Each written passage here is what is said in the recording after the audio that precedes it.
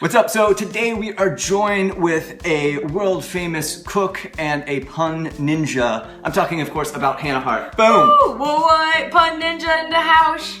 So, Hannah, you have a book. I'm so excited. Oh, this old thing? Oh, thanks, fellow author Josh Sundquist. This is my book, Hannah Hart's book, My Drunk Kitchen, a guide to eating, drinking, and going with your gut. Filled with recipes and self-help. Look at that.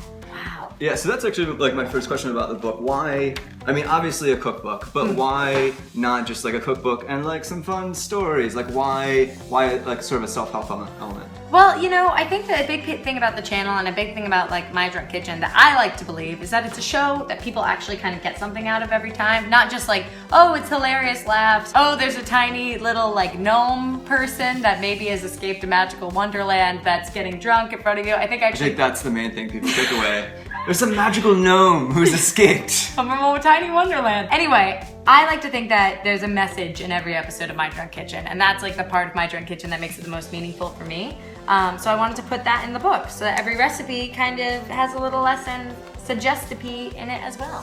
Suggestipe. Yeah. For instance, latke shakas, which is all about making potato-based latke shots for your friends to take, is actually for not drinking too much on an empty stomach. Wow, I really wrote so much book.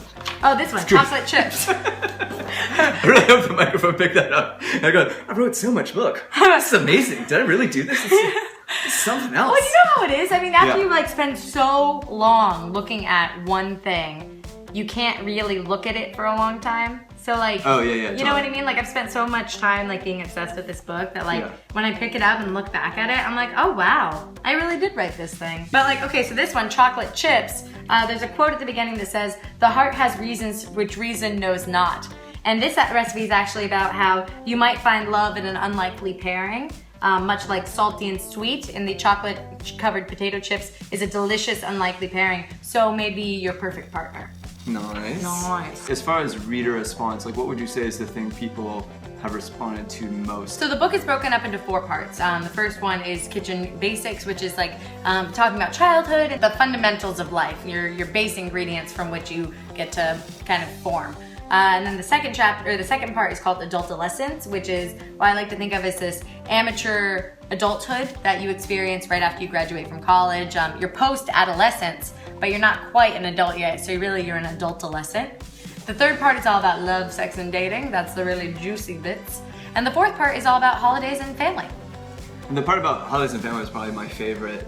Really? Yeah. That was the hardest part to write. Oh, man. Yeah, well, I felt like it was, you were, you know, revealing a lot I really just like of your heart out. My heart out. If we might. From my heart out to yours. If we might say.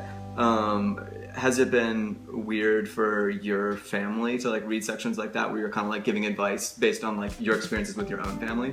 Well, the good news is, and I don't know if you've ever encountered this, but my family and friends have not read the book. You know, like all of my best friends have never read any of my books. And I'm fine with that. It's like they spend enough time with you in real life. Like I know for a fact my sisters have not read my book. Yeah. And if they did, they'd realize there's about them in there. So one final semi-serious question. I thought you said something like really profound in your conclusion. Ironically, because before you said like this conclusion is not going to be good. But it was cool. You set expectations low. Real low. And then you're like, bam! That's how I'm going to start. Here's some profundity. My next book is going to start. This book is not going to be good. And then it's just going to be good, awesome. Oh, I wish. Yeah. I know. You talked about how you feel very fortunate that your life feels like a daydream. And your hope for the reader was that they can get to a similar point in their life or that they can realize that they are, in fact, already at that point. What do you say to a person who reads that and says, like, no, Hannah, like, my life is a nightmare because of any number of problems? Like, yeah. what would you tell that person? Well, I would say that, yeah, as hard as it may be to do, I think it's really important to practice what I like to call reckless optimism, which is that you recognize and accept that certain things and circumstances are and super hard to get through, and there's a lot to feel negative about, and you allow yourself to kind of process that negativity and then choose optimism. So you are choosing optimism despite circumstance, despite what you perceive to be like a hopeless situation.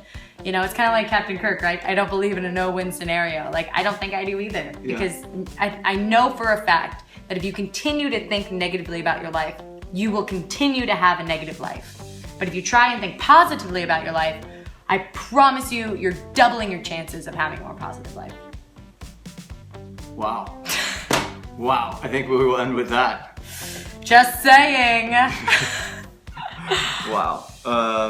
Thank you. That's You're welcome. Awesome. You're welcome. To my Harto, from her Harto. So Hannah, if people want to get the book if they haven't read it yet, where can they find it? You can buy the book online at hannahhart.com/book or in stores where available. And you can also find more of me at youtube.com/Harto. Thanks for watching, guys. We should hang out sometime. Yay! AMPUTEE